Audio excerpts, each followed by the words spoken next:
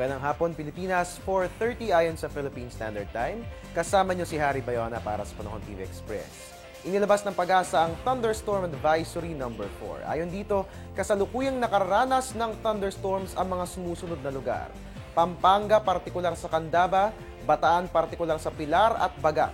Ilang bahagi ng Metro Manila, Cavite, Laguna, Batangas, Quezon, Nueva Ecija at Bulacan. Asahan mo na magpapatuloy ang mga pagulan hanggang sa susunod na oras. At kahit thunderstorms lamang ito, patuloy po ang aming abiso na maging alerto sa mga pagulan at ganon din sa posibleng pagbaha sa mga mabababang lugar. Magbabalik po ang Panahon TV Express makalipas ang isang paalala. Teng, ang package. Ma'am, sabi ng Air 21 on the road na. Ano, Teng? Ang package. Ma'am, sabi ng Air 21 na receive na. Okay, very good. Basta padala, sagot ka ng Air 21. May real-time delivery updates via text para worry-free ka. Teng, ang package, napadala mo na? Yes, ma'am, sa Air 21. Sa Air 21, sagot ko, padala mo.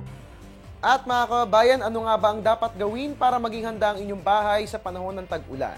Panoorin po yan sa Laging Handa. Ngayong panahon na ng tag-ulan, dapat handa ang ating mga tahanan. Laging i-check ang bubungan. Agad itong ayusin kung may mga butas o sira. Tingnan din ang kondisyon ng mga gutter at downpipe ng bahay. Dapat hindi ito barado para madali itong daluyan ng tubig ulan. Tanggalin ang nakalaylay na mga dahon at sanga ng mga punong malapit sa bahay. Palitan o ayusin ang mga bahagi ng bahay na luma na, kinakalawang at inaanay. Alamin kung saan papatayin ang main supply ng kuryente, tubig at gas. Ang ating mga tahanan ang sinisilungan natin kapag masungit ang panahon. Kaya naman, dapat laging siguraduhin na nasa maayos ito na kondisyon.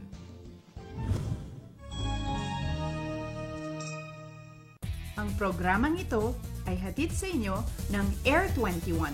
Sagot ko, padala mo!